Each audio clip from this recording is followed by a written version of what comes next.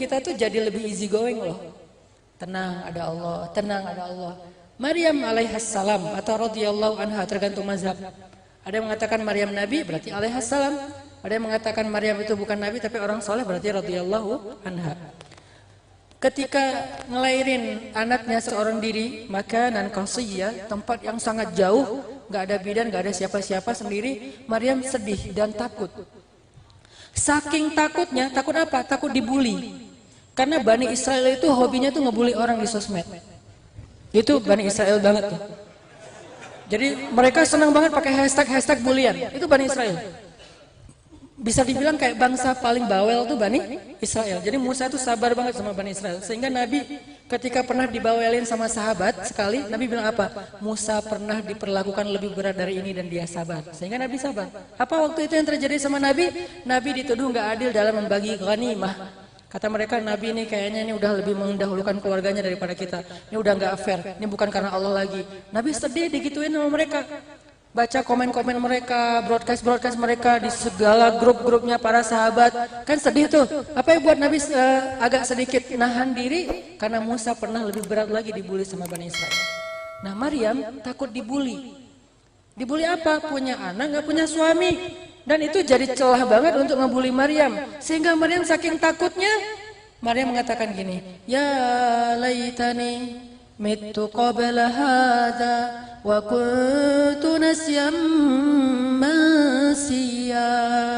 Seandainya saya mati aja, kata Maryam. Saya nggak sanggup hidup kalau kayak gini. Gimana kalau nanti mereka ngebully saya? Gimana kalau nanti saya jadi trending topik di mana-mana orang menghina saya, hashtag tentang saya, Maryam hina, Maryam selingkuh, Maryam apa? Gimana? Aduh, saya nggak sanggup hidup kalau kayak gini, kata Maryam. Agak sedikit mengeluh tapi belum berlebih-lebihan. Allah langsung mengatakan, La tahzani ya Maryam. Jangan sedih Maryam. Qad ja'ala rabbuki tahtaki sariyya. Minumlah, di bawah kakimu sudah keluar mata air. Ditenangkan dulu, minum. Kan orang kalau lagi panik itu disuruh minum dulu. Udah beres minum, ya Maryam. Wa huzzi ilaiki bijad'in nakhlah tusaqit 'alaiki rutban janiyya. Coba kita pakai logika. Memahami ayat ini, bukan pakai tafsir. Pakai logika. Maryam itu baru bersalin, lagi lemah-lemahnya. Cewek baru ngelahirin sendiri, nggak punya siapa-siapa, lagi lemah fisik, lemah mentalnya karena takut kepada bulian Bani Israel. Allah kasih perintah apa coba? Goncangkan pangkal pohon korma. Kira-kira logis nggak sih ini perintah? Jangankan Maryam yang lagi lemah, 10 laki-laki menggoyang pohon korma itu belum tentu goyang loh. Karena pohon korma lebih gede daripada pohon kelapa. Ini perintah nggak logis nih. Ditambah lagi akan berjatuhan korma muda. Yang tua aja belum tentu jatuh, apalagi yang muda yang susah untuk digoncangkan supaya berjatuhan kan? Ini perintah sangat tidak logis. Terus gimana Maryam mau melakukannya? Bukan pakai logika, pakai iman. Gak semua perintah Allah itu harus logis. Kalau itu berasal dari Allah, udah biarin aja. Sami'na wa ata'na. Kalau itu berasal dari Allah. Kalau berasal dari manusia, kita pikir-pikir, logis nggak ya? Mungkin nggak ya? Realistis nggak ya? Make sense nggak ya? Kalau manusia, kalau Allah, udah kalau Allah yang nyuruh, lakukan aja. Nanti biar Allah yang beresin sisanya. Allah cuma pengen lihat di awalnya kita tahan nggak sih? Wahuzzi ya Maryam, goncangkan, bukan ujungnya, pangkalnya. Bijiz'in nakhlah. Maryam baru pegang pohon korma, tuh pohon berguncang dengan sendirinya. Makanya kita cuma ngambil asbab kecil doang, sisanya Allah yang beresin. Dipegang sama Maryam pangkal korma, kormanya berguncang. Dan hebatnya, goncangan pohon korma ini nggak menjatuhkan semua buahnya. Allah yang pilih mana yang jatuh, mana yang enggak. Ya lo jangan jatuh, oh ya, yang lo jatuh. Dipilih sama Allah. Rutoban, janiyah, kan korma itu banyak istilah ya. Ada tamar, ada rutob, ada nakhlah. Ada banyak istilah lah untuk korma. Tapi di sini Allah memilih rutob janiyah. Jadi di antara sekian ratus ribu butir korma yang ada di pohon itu, cuman rutoban janiyah, rutob yang segar, yang rasanya manis, yang boleh jatuh dan jatuhnya tepat di dekat Maryam. Allah lagi nunjukin kebesarannya, biar Maryam lebih yakin dan gak usah takut sama Bani Israel. Baru Allah bilang, fakuli washrabi wa qarri aina. Makanlah wahai Maryam, minumlah wahai Maryam, bersenang hatilah wahai Maryam.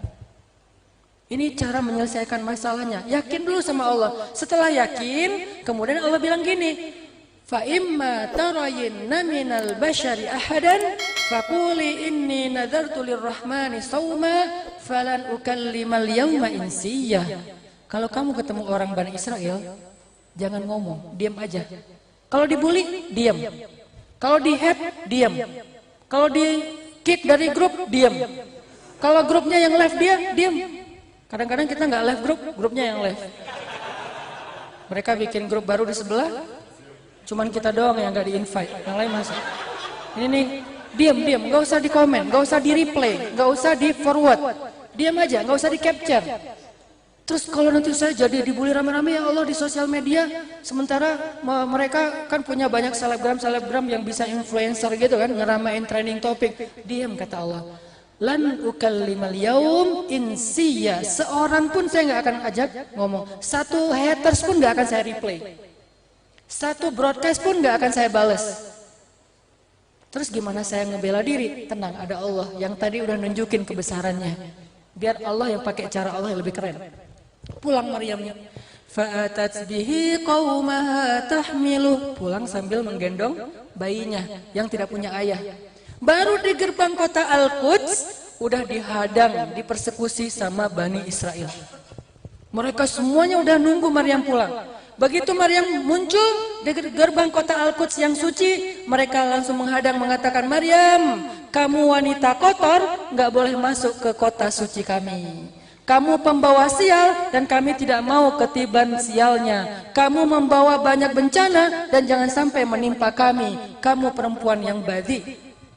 Ya Maryam, kata mereka, laqad ji'ti syai'an fariya ya ukhta Harun ma kana abuki imra'a saw' wa ma kanat ummuki baghiya. Maryam, kamu perempuan yang hina. Maryam, kamu perempuan yang pakai hashtag 80. Mereka menghina Maryam pakai hashtag. Hashtagnya viral. Dirame-ramein di sosial media sehingga dia menjadi malu, kasihan. Maryam kan ya. Terus mereka bilang apa? Ya ukhta Harun, wahai saudari Harun, ayah kamu itu orang baik, ibu kamu itu perempuan yang soleha. Kenapa kamu malah mengotori, menodai nama baik keluargamu? Maryam dibully habis-habisan. Apa yang dilakukan Maryam? Fa'asyarat ilaih. Asyarat, isyarah jadi bahasa Indonesia, isyarat. Maryam memberi isyarat kepada bayinya. Maksudnya ngomong aja sama bayi saya. Mereka makin marah. Kaifa nukallimu man kana fil mahdi sabiyya. Maryam, ternyata kamu bukan hanya hina, bukan hanya pembuat dosa, tapi kamu udah gila.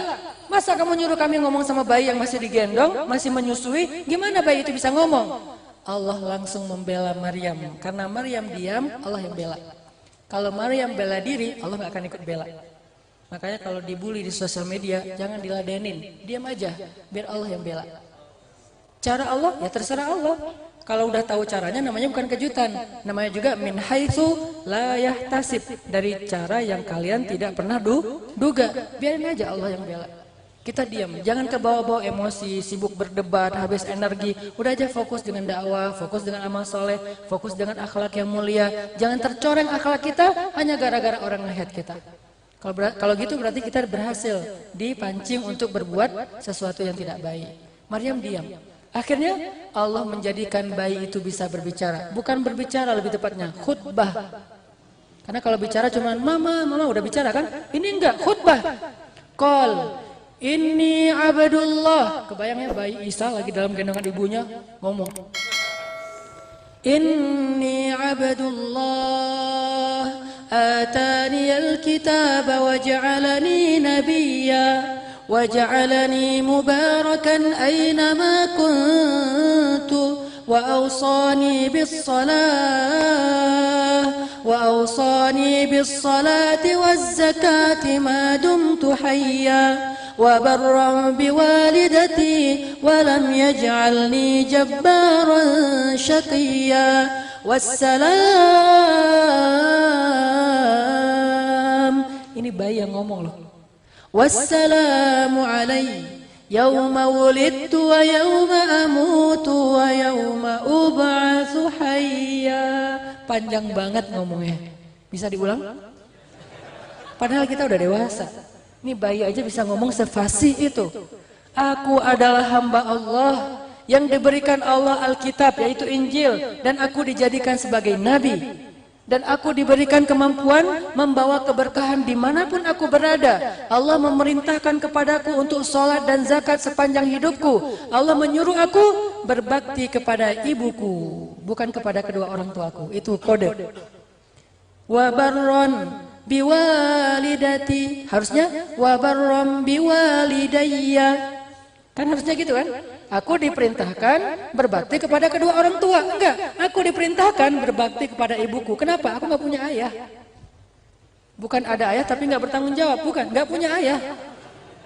Kalau ada ayah dan nggak bertanggung jawab, kita tetap disuruh berbakti. Soal dia nggak bertanggung jawab, urusan dia dengan Allah. Tapi soal kita berbakti atau enggak, urusan kita dengan orang itu, dengan ayah kita. Ini nggak punya ayah, jadi siapa yang mau dibaktiin? Sehingga wabarrom biwalidati. Dan kalimat yang berikutnya, wassalam alayya yauma wulidtu. Keselamatan bagiku hari ketika aku dilahirkan. Maksudnya, aku dilahirkan sebagai bayi suci, bukan bayi yang ternoda. Jadi Isa yang masih bayi membela ibunya karena ibunya diam sesuai dengan perintah Allah. Ini kan solusi dalam hidup.